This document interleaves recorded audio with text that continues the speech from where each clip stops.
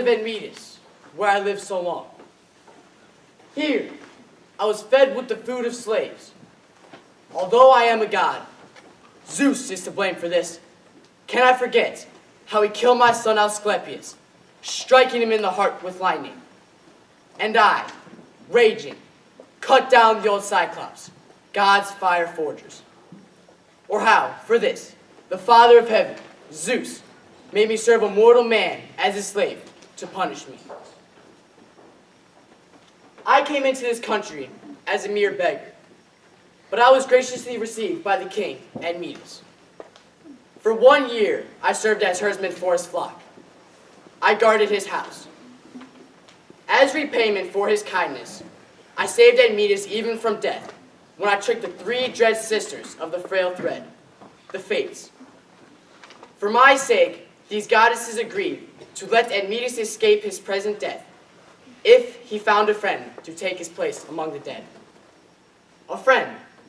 He went to all of his friends in turn, his father and his mother, but he found none but his wife Alcestis, who was willing to die for him, who dared give up the sweet sunlight for him.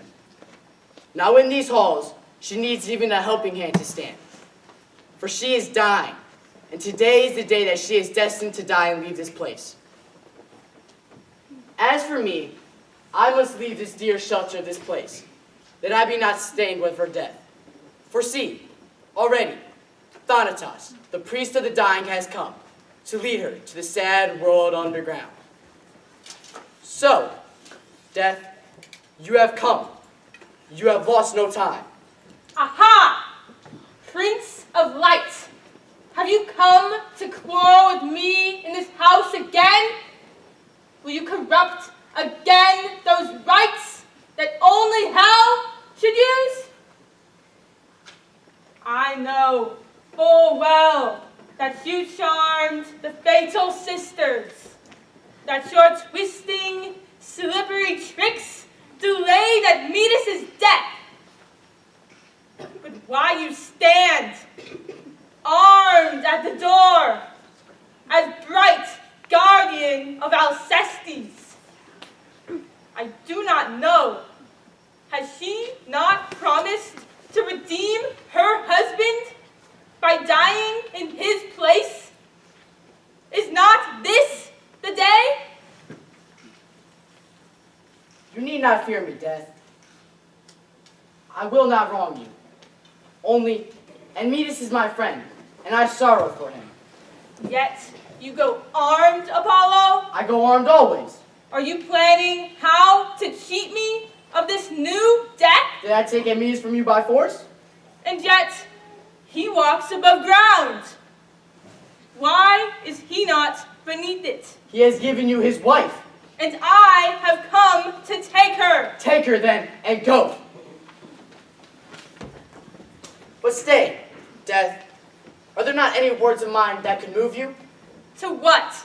To spare a life that is forfeit? Oh, Apollo, you need not teach me my office. I would have you postpone her death. Let Alcestis reach her old age. Never. My honor is mine, Apollo, as yours is yours. Honor? What honor do you have in the death of one young woman? The prize is greater when the dead is young. Let her die old, and her funeral will bring you riches. I leave you the riches, Apollo. You know what they are worth. Then you will not grant me this? I cannot. You have measured me once before. You know what I am. I know what you are, the hatred of men, the loathing of gods. Nevertheless, you shall not have everything that is not yours. Death, Death, I say to you, this day your bitterest cruelty is too weak. Listen to me. A man is coming here to Pharaoh. A man is coming, stronger than all your strength, and Admetus will receive him and honor him. And it is he, Death, who will wrestle with you and take Alcestis back from you at the door of hell. For you must yield her, Death, and although you deny me now, you will yield at last to my hate. This was a god of many words, but words are not enough, Apollo. Today, this woman must go down to Hades. My sword is ready.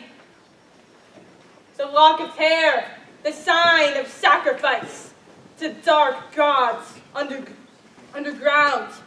Now it is mine to take.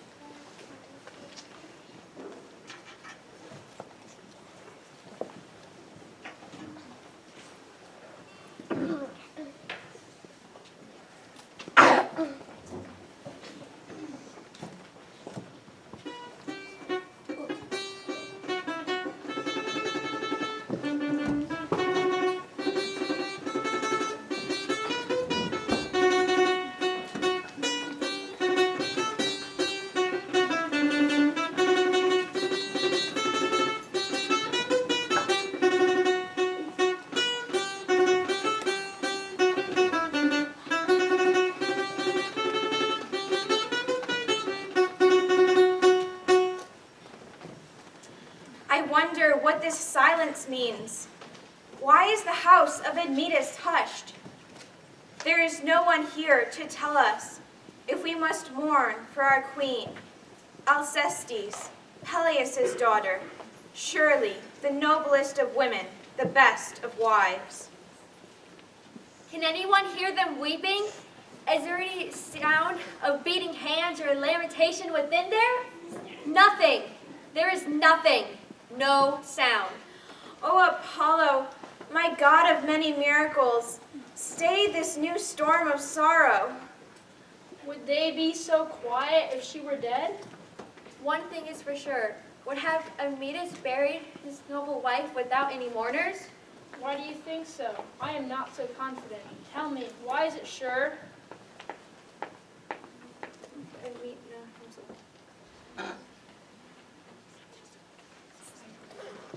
Beside the door I do not see the urn with spring water that is the custom at the gates of the dead. There is no crying of girls, no sound of young women weeping for her who dies young. Nevertheless, this is her fated day to die. Today she must go underground. You have broken my heart. Then be comforted. When a good man is hurt, all who would be called good must suffer with him. There is no power in the world to whom we could send to save her, neither in Apollo's Lyceum shrine, nor in the dark temples of Ammon. Strong death comes down upon her. But look, two maids are coming out of the house with tears in their eyes. What news will I hear? Is the lady alive, or has she passed away? We would like to know. You could say that she is both living and dead. But how can that be? She is at the very brink of death. Her breath is failing her. Oh, Admetus, Admetus. Poor man, what a wife you are losing. Is there no hope of saving her life? The fated day is making itself felt. Oh, then her day is beyond all praise. In all the world, surely there is not her equal among women. Not in all the world. Where shall you ever find a greater love than this? That a wife should die, her husband's death. But you will be amazed to hear what she did in the house. When she felt that the appointed day had come, with flowing water, she washed her fine skin and took her fine things from the coffers of cedar and dressed herself becomingly. Then, standing before the altar of Hestia, she prayed, "Hearth goddess, now I am going into earth. I shall not pray to you ever again. Watch over my children when I am dead. Give the boy a wife who will be dear to him, and give the girl a good husband. Do not let them die like their mother when they are young. Let them live happy lives in the land of their people. Then she went from altar to altar in Admetus's house and crowned them all with garlands and prayed at them, without tears, without complaint. And then, flinging herself into her bedroom and onto her bed, there, at last, she let the tears fall and cried, "Dear bridal bed, you are no longer mine. I have loved you, and now I must go far away. And you will not miss me. Another woman will sleep here. Another, no more loving than I. But oh, may she be more fortunate." And she knelt and kissed it, weeping until there were no more tears, and rose and left the chamber, comforting her children who clung to her crying. All her servants came, and she gave her right hand sweetly to each in turn. Even the meanest blessed her and was blessed. These are the sorrows of Admetus's house. What has he gained? If he had died, why, he would have died. But now, his grief is so bitter that all his life he will never escape it, never forget. What is Admetus doing now? Weeping, holding his wife in his arms, and begging her to stay. All madness, for she is dying. Her spirit is fainting, and always her eyes are upon the moving sun, as if she had never seen the sun before, and now would say goodbye to it forever. But we shall tell Admetus that you have come. Not everyone would have been so quick to share our master's burden, but you are a good friend, and have been always. You are welcome here.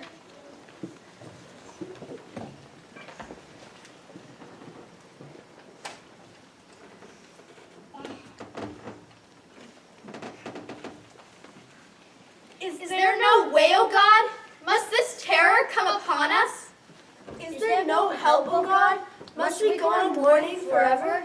Dear friends, we must. But even so, pray to the gods. They have great power. O Lord Apollo, God of healing, have mercy upon Admetus. Grant it, oh grant it, as in the old times, now again. Save him from death. Drive back the perilous king of the dead. My tears are for you, Admetus. How will you live when she is gone? Not just dear, but the dearest one of all, this woman who dies today. Cry out. Let all fairy mourn, and earth itself cry after her, who goes now, fainting, frail, to the kingdom's underground.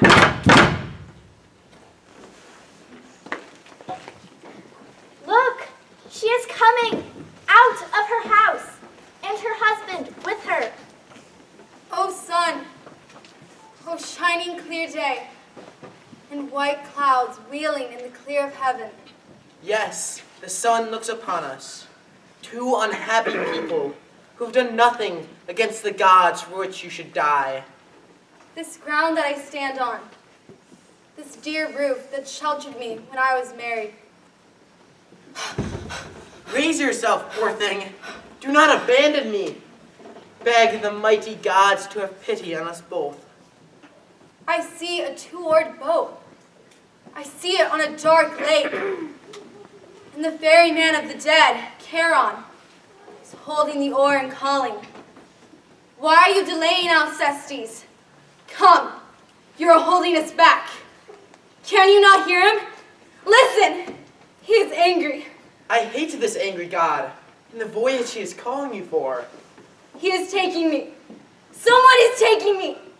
Don't you see? Into the halls of the dead. He is looking out at me under dark brows. Death! Let me go! What are you doing? Let me go! Such a journey I am making. Saddest of all.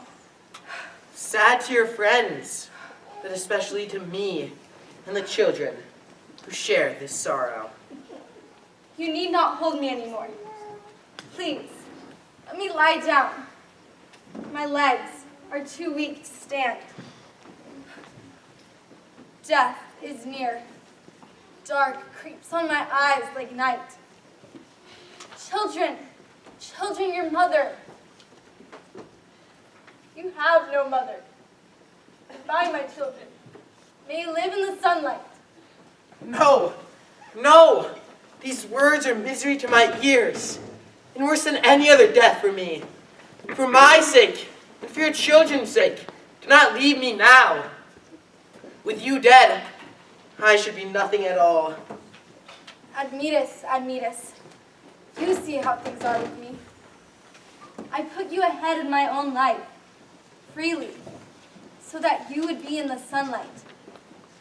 For I did not want to live without you, with my children orphans. And I did not spare my youth, though I am young and have had a happy life. And yet, your father and mother abandoned you, though they had reached an age at which it would become them to die nobly to save their son. They might have saved you, and you and I could have lived out all our days. You would not be mourning the loss of your wife and bringing up motherless children. But I suppose some God managed this thing to turn out as it has. And so let it be. But now, Admetus, promise me something in return. Not so great a thing, for nothing is more precious than life.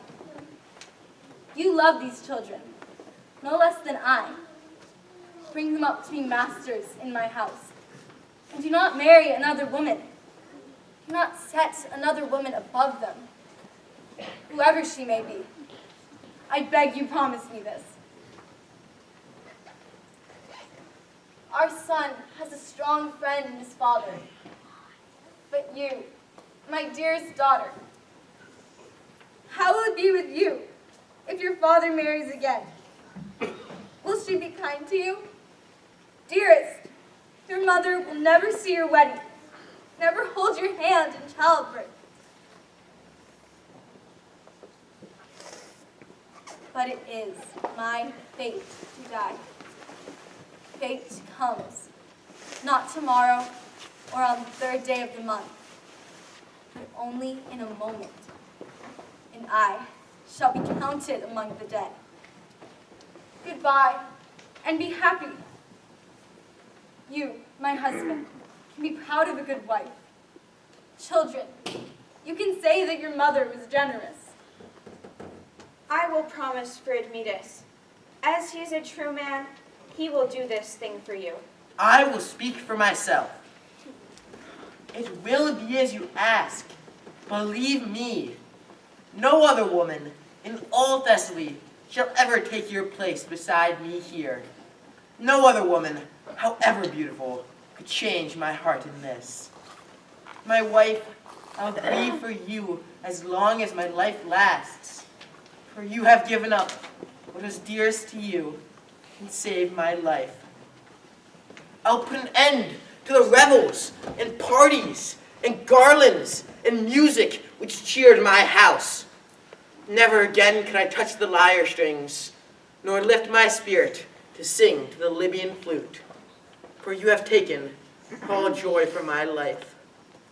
Oh, if I had Orpheus's voice and poetry, I would call you back from the world below. I would go down, and neither Hades' dog, nor Charon, the ferryman of the dead at his oar, would hold me back until I had restored you to life. But wait for me there until I die, and make a home for me, so that we can live together when I'm dead. Your grief will always be my grief, Admetus. She is worth more than both of us can give her. Children, you've heard with your own ears your father's promise. He will not marry another woman to trouble you. He will not dishonor my memory. I swear it. Then I leave you my children. Take them. Love them. I take them, a dear gift from a dear hand. Oh, children, to think that I must die. What shall I do when you are gone? Time will soften your grief. Take me with you. In God's name, take me with you. My eyes grow dark and heavy. I am nothing if you will leave me, my wife. The dead are nothing. Lift up your head. Do not leave your children. I do not want to, but farewell, children. Look at them. Look. Nothing is left of me. Ugh.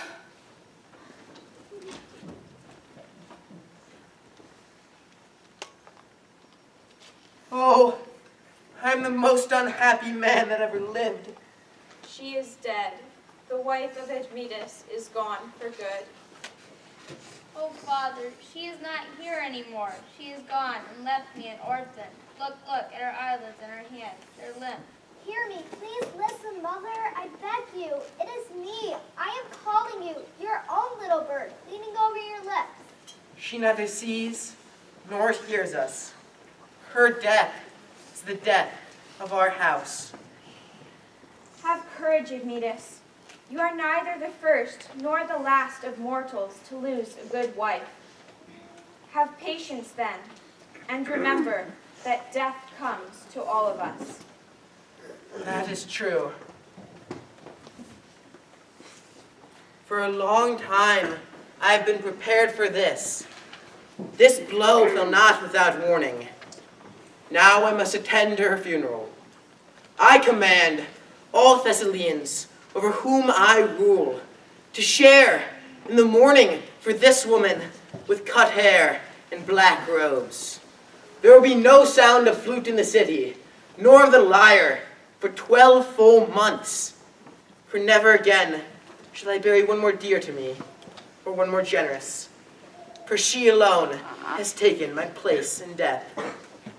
Meanwhile, I command that you raise a hymn to the King of the dead.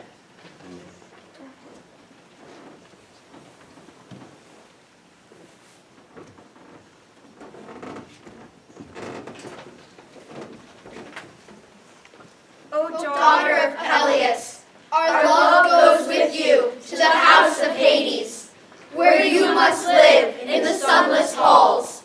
But Charon, the ferryman of the dead that rose you, let him remember well, no braver woman ever crossed with him to the silent shore. Would I could save you from the black water, bring you to the sunlight from that breathless dark. You, who were beautiful, are gone now from the light, into the sunless halls of Hades. Dear woman, alone dearest, yielding your spirit into death for him, light may the earth be over you, lightly ever. If ever Admetus takes a bride again, he shall be hateful to me and to his children.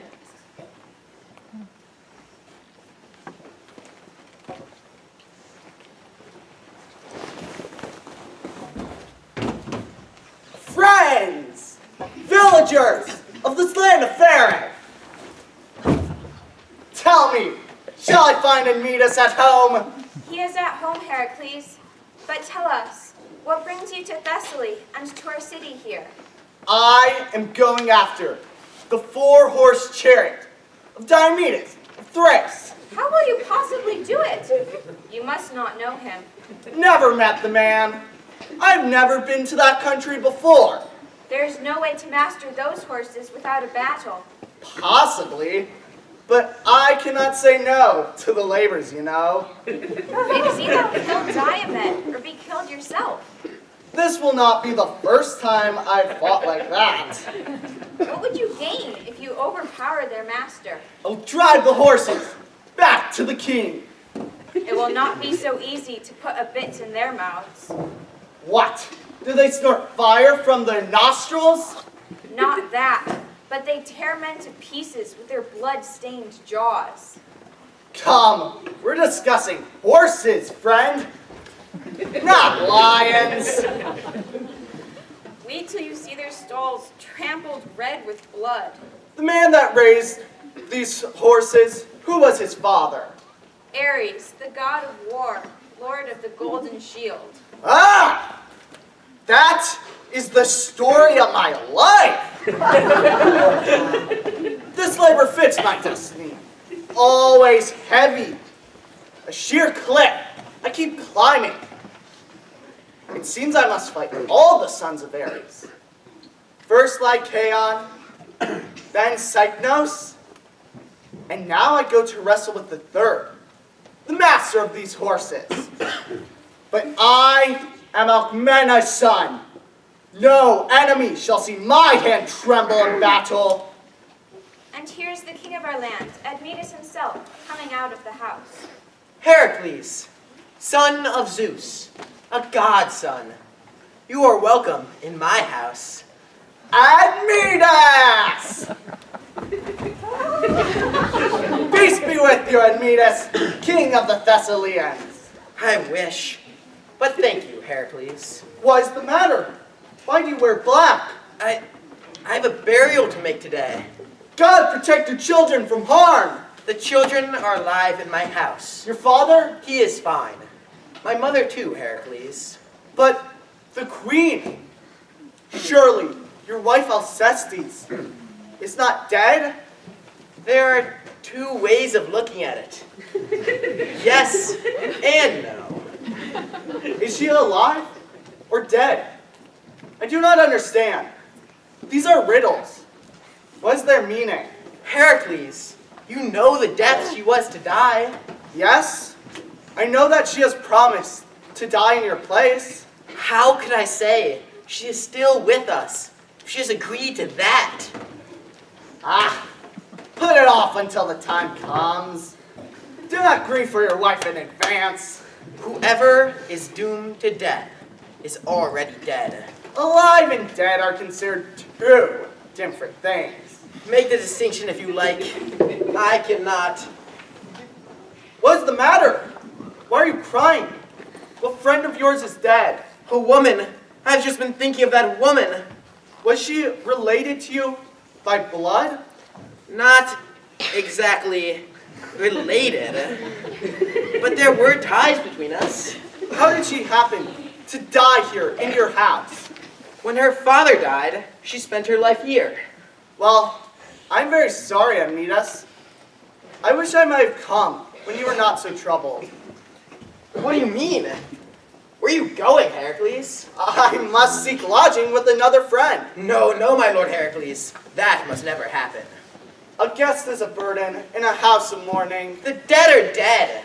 Come now into my house. It is shameful for guests to feast when the house is in mourning. The guest quarters are separate, where you'll stay. Please let me go, Admetus, and I will be very grateful. You must not go to another man's hearth tonight. Servant! You, servant, open the guest house for our honored guest, and show him to his rooms, and serve him plenty of food. Close up the connecting doors carefully. It is unseemly for guests to be disturbed at their feasting by sounds of mourning. What are you doing, Admetus? Do you dare give guests entertainment when this thing has happened? Have you gone soft in the head? But if I had driven him away from my house and city when he came as a traveler, then would you have approved of me any more? Oh no, my misery would be no less. But I'd have this pain on top of the other, that my house should be called unwelcome to guests. How is it, though, that you concealed the present misfortune from a man who came here, if he is a friend, as you say? He would never have been willing to enter the house if he had known of my troubles. I am aware that what I have done may be misunderstood by others, but my house does not know how to turn guests away, nor to treat them badly.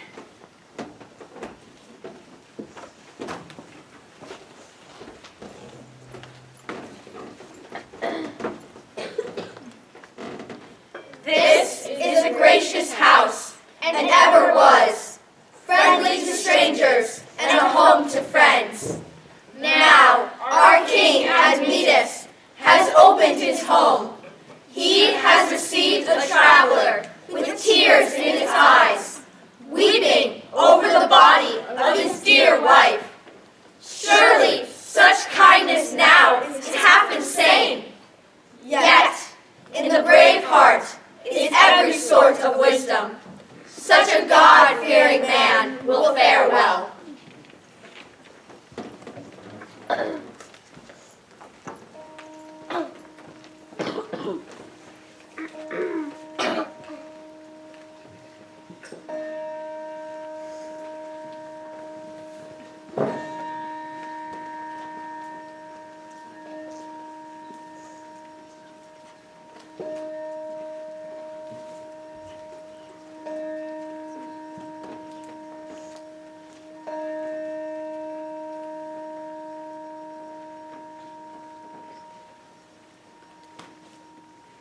My friends, your courtesy gives me strength.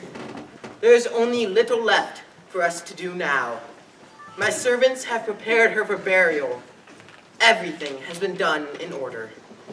But before we take her away, I would have you salute her, as is customary for one setting out on this last journey. But look, Admetus, I see your father coming at an old man's pace, and a servant with gifts for your wife in his hands, offerings for the lower world. I have come to share your grief, my son, for you have lost a good and virtuous wife. No one will deny that. Still, you must get through these things, even though they are hard to bear. Receive these gifts.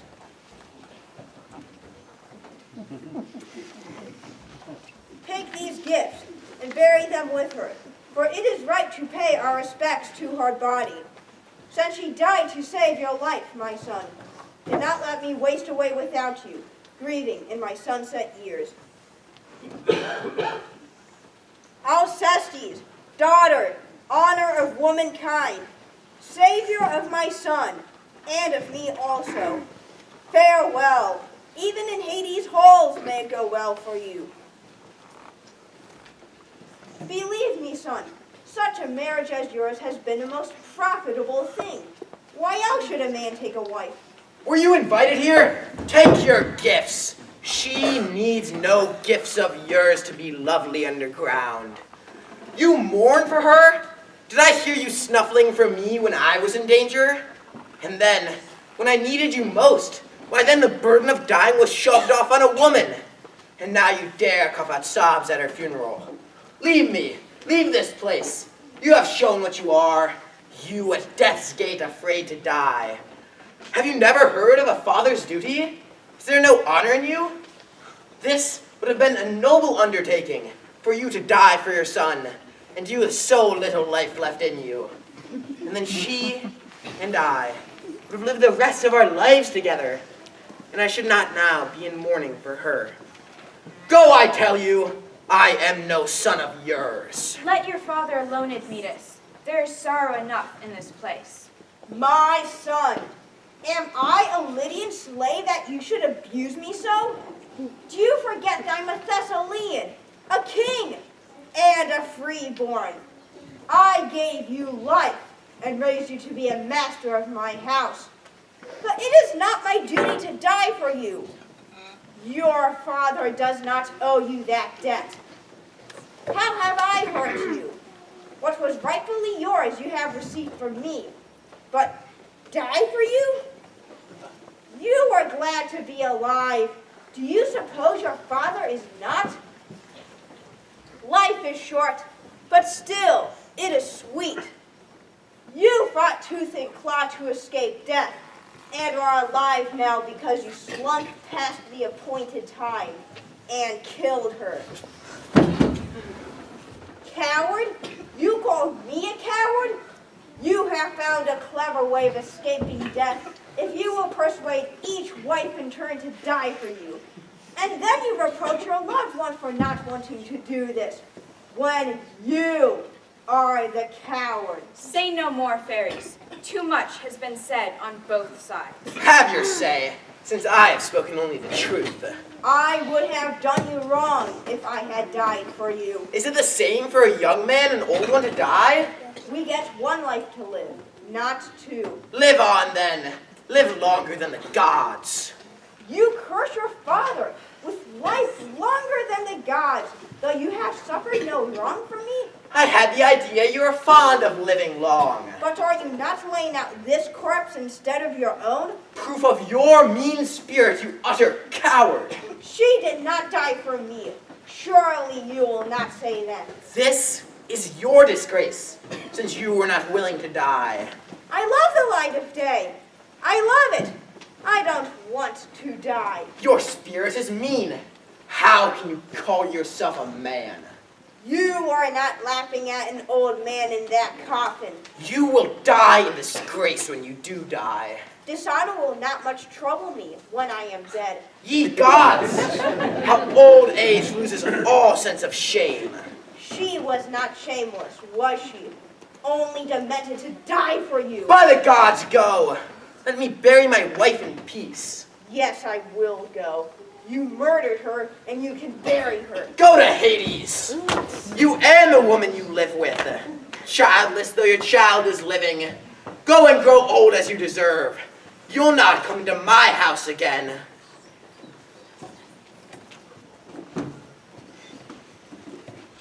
But friends, our present grief. Come, let us bring her body to burial.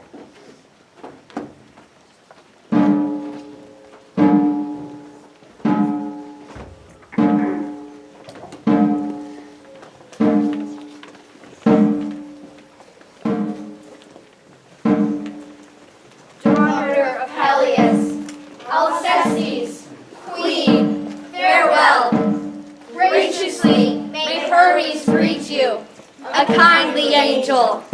There may death be gentle, and if great souls, and fair, and generous, have favor beneath the ground, there will you be seated beside the bride of Hades.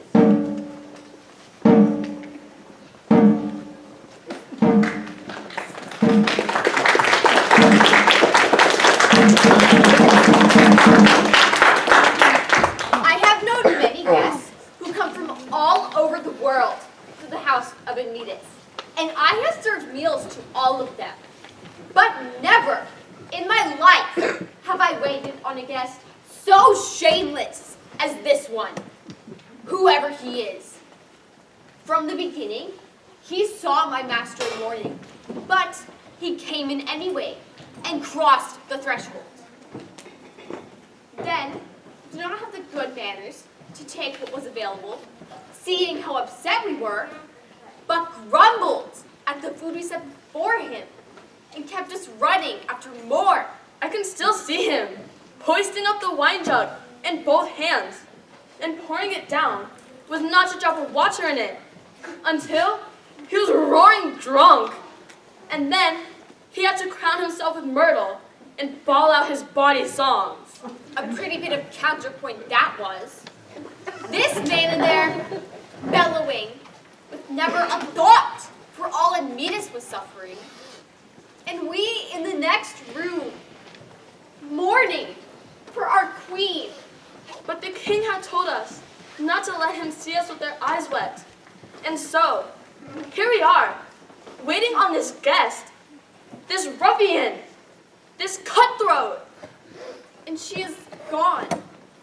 The queen is gone from her house. She was my dear lady, the mother of all of us. How often she saved us from 1,000 punishments when Admetus was angry. And now this stranger comes, bursting in on all our troubles. Hello there! Why so solemn? Why do you look so grim? Is this the correct way for servants to act? Staring at the guests they serve. It is not. You should be trotting about with a smile, like good fellows.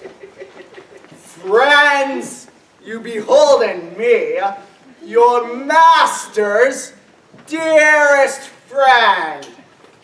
And what do? You look, to say the least, bilious. And all for the death of a woman you hardly know. Come over here. Come. Come. I've got something to tell you. Do you understand the facts of this mortal life? You do not. Of course not. Then listen to me.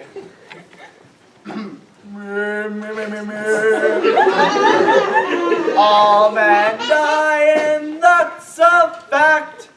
No one knows when he'll get sacked. Death isn't visible before he comes. You can't predict your death by doing sums. There you are, straight from a first-class authority. Ponder, rejoice, and have a drink. Today is today, tomorrow will be tomorrow, and so on. Cheer up, and remember what I've been telling you. You believe me, don't you?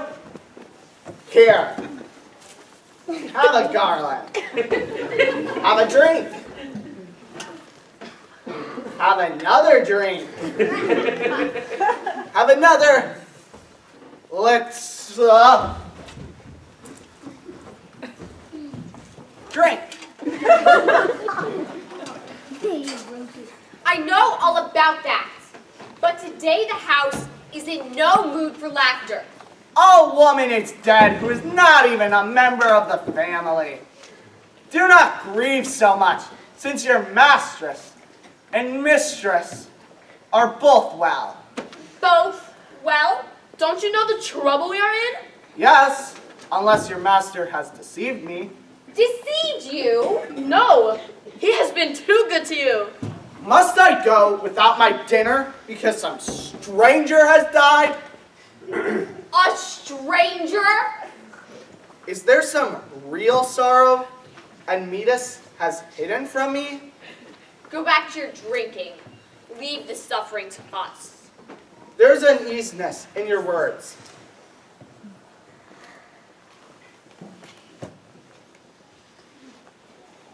At any other time, we should not have minded your feasting. Can it be that Admetus has made a fool of me? You did not come at the right time for the house to take you in. We are in mourning. You can see for yourself. Who is it that has died? One of the children? The old father? Admetus' wife is dead. What are you saying? His wife? Dead? And still? He invited me to stay? He was ashamed to send you away from his house. I knew it. I felt it. I saw his eyes red with weeping. But he told me it was all for a stranger. And I, drinking and riding in the house, while he was crushed with grief. Oh, fool! Oh, blessed fool! But this was not wholly my fault. You might have told me. Admetus would never send a man away from his door. Where is he now? Where is he bearing her? Go straight along the Larissa Road, and there, not far from town, you will find the place.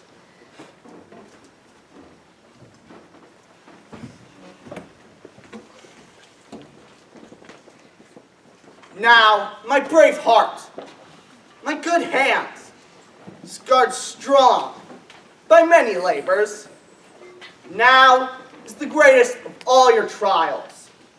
For Admetus' sake, you must rescue Alcestis from the dead and set her up again in this house. I'll follow the black god, old Thanatos, to her tomb, and there I will wrestle with death. I will crack his charmed body between my arms until he yields her up. And I will bring Alcestis back to the good sunlight, back to my friend who welcomed me in spite of his loss.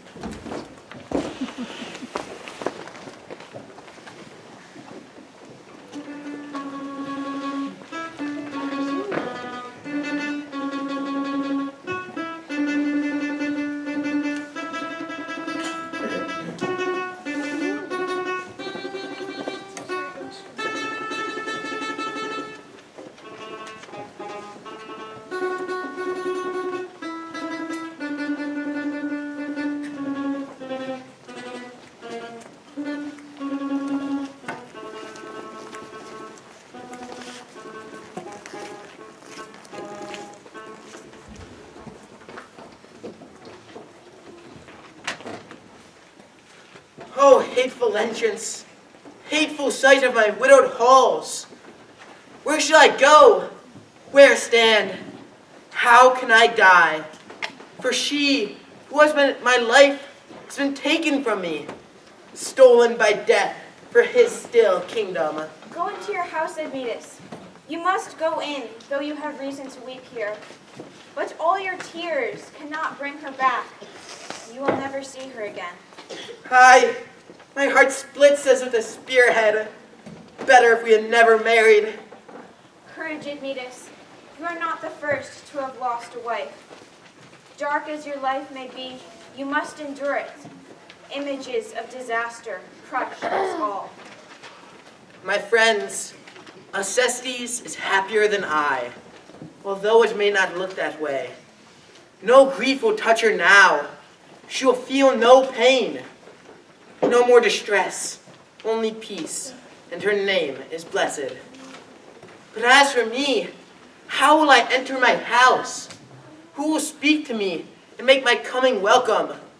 Where will I turn? Only emptiness where once she was, and her children coming to me day after day, crying, asking for her, and all her servants in tears, thinking what a sweet mistress they have lost. That is what it will be like at home. But in the city, all the dinners and weddings of the Thessalians will torment me. And anyone who is my enemy will say, there's the man whose life is a daily shame, the man who dared not die, who, in his cowardice, let his own wife lay down her life for him. What kind of man is he who hates his father when he himself was base? You have said that I have saved my life. What good then? If I've lost everything, if I've lost my honor. Caught by fate now, Aeneas, will you beat your fists against it? But be brave, for you will never bring back the dead by weeping. Even the shadowy children of the gods perish in death. Dear she was dear will she be in death. And meet us, and meet us, and meet us. And meet us.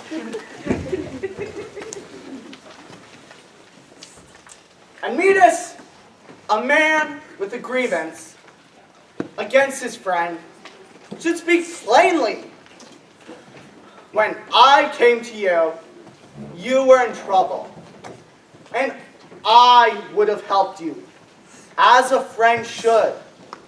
But you, instead of telling me the nature of your sorrow, locked it up in your heart, and made me welcome here in your sad house. How could I know? I crowned my head with myrtle, and made the usual libations to the gods. And all the time it was your wife who was dead. It was wrong of you, Admetus. But enough of that. I do not wish to add to your grief. Now, I will tell you why I've come back here again. I want you to take this woman and keep her here for me until I come back here driving Thracian horses. I give you this woman to serve in the house. It was a struggle to get her here. Not far from here, I came upon a public contest for athletes, and she was the prize I took away. I did not steal her, but won her by hard work. In time, perhaps you will think well of me for this. I had no thought of wronging you, dear friend, when I hid my wife's death from you. Do not think that. But if you had gone to someone else's house, it would have been one more pain on top of the pain I already suffered. It was enough for me to weep for my loss. But as for this woman, oh Heracles, my friend and my lord, if you love me indeed, take her to some other man who has not suffered. Please, do not remind me of what I have lost. Seeing her here, in my own house, my throat is hot again with tears, and I have suffered enough. Would you have me take her into my dead wife's house and keep her there? Could I do that? Who would hate me more? The people of my own house, because I defiled the memory of her who saved me, or Alcestis herself? Woman, you are like Alcestis. Did you know it? Same height, the same bearing? Heracles, in God's name, take her out of my sight. Do not stand here torturing me. I look at her, and it's Alcestis that I see. I look at her, and my heart splits. Go! Take her! Go! If only I could have brought your wife back to you from the dead. Why speak of it? The dead can never come back. What do you gain if you will remain miserable forever? I know that myself, but my grief is stronger than I. Time will soften it. Perhaps another wife. Perhaps another marriage. Not another word. Are you a friend of mine? What do you mean? Will you remain a widower forever? No woman in the whole world will ever sleep at my side. I've promised her that. You are a faithful husband to your wife, and I respect you for that. May I die if I have to betray her. Now, take this woman inside your noble house. No! I beg you by your father, Zeus. I know something too, which makes me so insistent. You are my lord. I must do what you ask me. You can thank me later, only now, obey. Servant! Take her in. The house must receive her. No! I would not hand this woman over to a servant. I will release her into your hands, no one else's. I will not touch her, but she is free to go into the house. I will release her only to your right hand. You are my lord. I must do what you ask me. Your hand then? Give me your hand and take this woman's hand. Must you behave as though you had met the Gorgon? There, you have her hand. I have. Then keep it well, and someday you will know that I was a brave and good guest. Look at her and meet us. As you have said, she resembles your wife. Oh, gods above! What can I say? A miracle! A ghost! Alcestis! Are you really Alcestis? Or is this the cruelest trick the gods ever played? No trick. The woman you see here is really your wife. Alcestis, my dearest wife. It is you now mine again. Mine, and I thought you lost forever. You have her. Let's hope that your happiness brings down no envious curses from the gods above. Oh, noble friend, may mighty Zeus above keep you and guard you forever. For you alone, Heracles, have saved me and my house. But tell me, how did you bring her back from the dead? I fought a battle with the Lord of the Spirits. Where was it you met death in battle? I found him hiding near her tomb and seized him with my hands. But why does she stand there without speaking? It is not yet permitted for you to hear her voice for 3 days longer.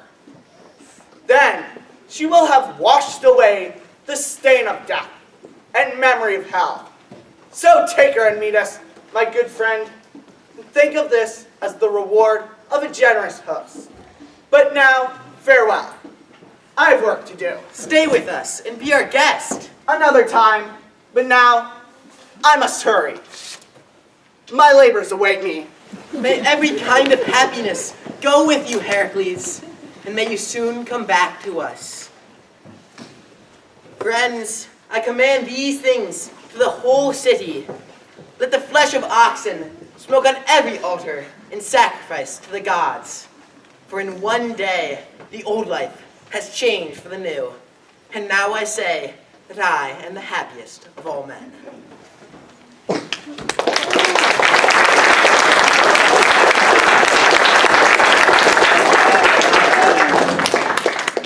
Fate has many forms, and heaven works in hidden ways, with mystery and riddle. And things looked for do not happen after all.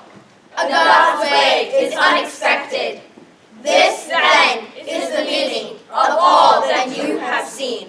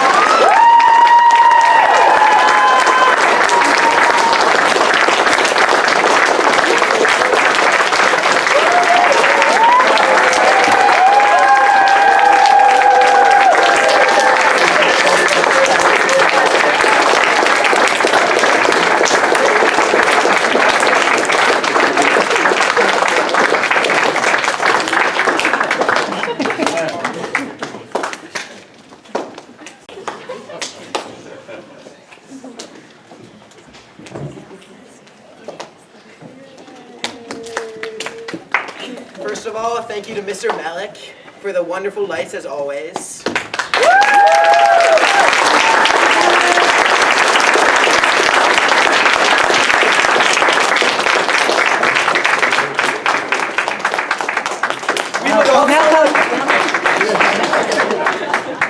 We would also like to thank Miss Urban for helping with the costumes and directing of lines and notes.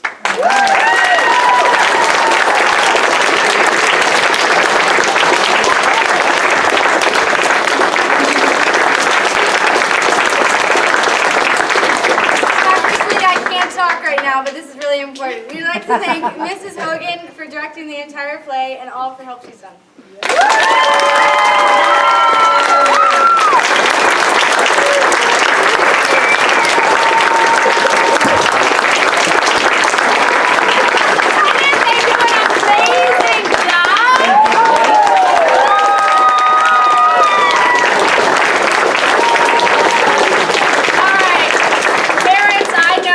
To give them adulation, praise, hugs, and kisses, but we want to take a group photo first. So if you give us a few minutes to line everyone up, we'll take some photos, and then you can talk to them.